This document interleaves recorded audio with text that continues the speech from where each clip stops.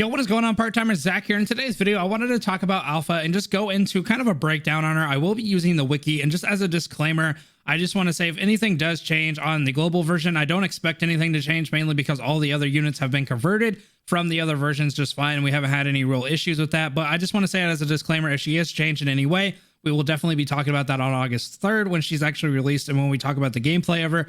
But I just wanted to kind of go through this in case you guys are kind of on the fence about like, well, should I use my BC for her? Should I say for another unit after her? What's going to happen with the scheduling? I just want to give you guys an insight of what kind of unit she is, and so you can get a general idea if you really want to go for her or not. Obviously, we'll have a little bit more of an insight when she actually drops because we'll be able to show gameplay and all that kind of stuff. But this is just a general idea to get you kind of in the idea of like what you want to do for the future. So essentially, let's go ahead and jump into her orbs. Alrighty guys, so her red orb here is flash attacks surrounding enemies, dealing a certain percent of damage of physical damage, and then 3 orb consumption will deal an additional percentage of damage of physical damage upon final strike and send the target flying, gaining super armor during the casting. So the final part here is actually the cool thing. So if you do a 3 orb consumption of the red here, you actually end up sending the unit flying and you're able to gain super armor from it. So I wouldn't quite say that she's like a mini tank, but it definitely does help out with that super armor going against certain bosses, especially when you're just trying to tank as much as you can, because you will be kind of up close and personal with her, as she is like, you know, a melee unit, and she's going to be definitely fighting toe to toe with a lot of bosses. And so having that ability to do the super armor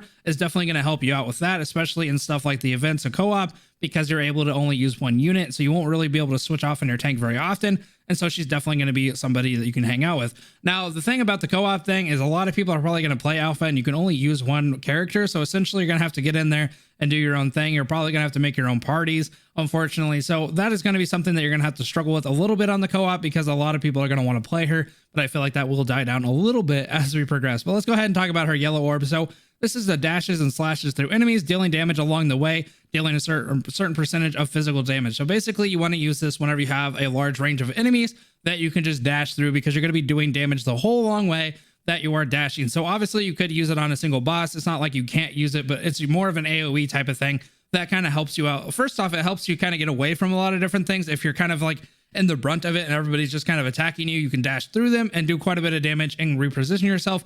Or you can just kind of help yourself out by just doing damage to AoE. So that is kind of a cool thing for her yellow orb, but let's go ahead and jump into her blue orb. So this one will become a little bit more prominent or a little bit more understandable whenever we talk about her core passive. So let's go ahead and talk about the first thing. So enhanced energy regeneration movement speed. So she gets a little bit of a movement speed buff when she uses her blue orb, and also deals an additional certain percentage of damage of physical damage 2 times per attack. So that's already really cool because you get a little bit of movement speed, as you can see, and then you're able to do a little bit of physical damage 2 times per attack. So the 2 times is kind of the thing there that a lot of people really like about the blue orb, because it gives you a little bit more oomph with your physical damage, which honestly I can appreciate. So this next part is what's going to be kind of tied into her core passive, and we'll talk about the more details when we get to the core passive. But when entering sword wave mode and releasing sword waves, convert the additional damage into additional sword waves with dealing a certain percentage of physical damage. So like I said, this is going to be a little bit more prominent when we talk about the core passive, but real quick, I just want to talk about the active abilities and the ult, and then we'll jump into the core passive. So our active here is Lucia actually attacks with a 5-hit sword style, with each sequence dealing a certain percent of physical damage.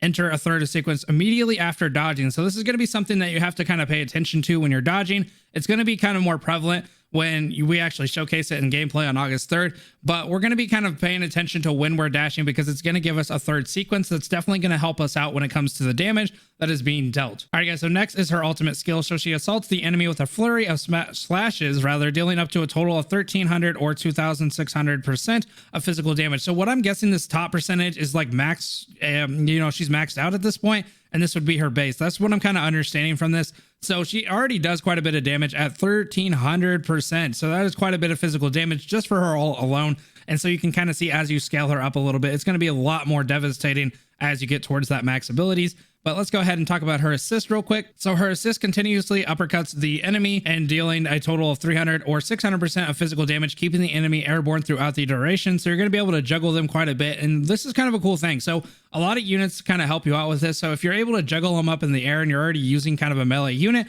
or even using somebody like Bianca, you're going to be able to kind of keep juggling them a little bit longer after that, especially with the range ability. So I actually really like her assist, and I kind of find it really cool. So the other things are just different passives that you get from class specific awakenings and just awakenings in general. So as you can see, when entering the battle, get 3 signal balls immediately once per battle, needs to be unlocked. So this will be unlocked after awakening, and we can talk more about that if you guys want to see how to awaken units and stuff like that. We can definitely dive into that. But let's go ahead and talk about her core passive. So again, this does go with the blue orb. It does make a little bit more sense after we read this. So after 3 orb consumption of blue orbs, consume again any color of 3 orbs to enter sword wave mode. So essentially you have to give those 3 initial blues, and then you have to get 3 red or 3 any other color. You can also do another 3 blue, and then you enter sword wave mode. All orbs will be converted into sword wave orbs and gain an additional of 2 sword wave orbs. So it's kind of confusing because it keeps saying orbs, but essentially what happens is you do your 3 cap, you do of the 3 cap of blue, and then you do another 3 of any color, and then any orb after that, even if it's singles,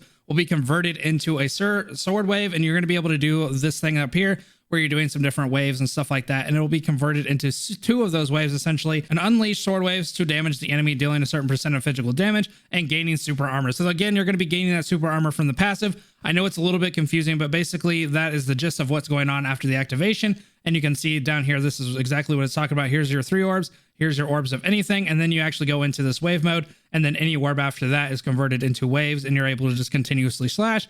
And so you kind of want to rack it up to a point where you're kind of going into a lot of things, and you can use your memories. From what I understand, it doesn't have to be like a 3 stack as long as you're in your matrix or whatever, or you have a memory that allows you to use like a single as like a triple. I know it's a little bit confusing, but essentially the only idea here is that you're trying to get 3 of 3, and then you can go into that mode and then use any other ones from there. So anyway, this is just a recommended gear that they have. As you can see, Warzone, Pain Cage, and General Usage. General Usage and Pain Cage are in the same little area here. And here are the different memories, which we'll definitely talk about when we jump into it, because it's going to make a lot more sense than it does right now. So this is kind of the skills that it's talking about. And then here's her coding. So this is something that a lot of people are kind of talking about, that they really want the summer one, mainly because, hey, it is summer technically. So they're wondering if this one's actually going to be coming out. I'm hoping for it, especially since they did say in their announcement that they're going to be trying to kind of release things as they kind of go, fittingly, Christmas with Christmas, Halloween with Halloween, and summer with summer. That would make kind of sense, but I'm not necessarily sure if they're going to push that. Honestly, I like this one too. I really find this one is actually really cool as well, but I'm not necessarily sure when these release. But that is the basic rundown of alpha. And if there's anything that you guys didn't understand or something that I kind of messed up on, feel free to correct me down in the comments. Again, just as a disclaimer, this will be something that may change. I'm not going to think that it's going to change, honestly, because a lot of the units and stuff like that have been converted 1-to-1. So honestly, it's probably going to be the exact same. I just want to kind of say that as we close out here. So anyway, guys, I will see you in the next one. Have a good rest of your night. Peace.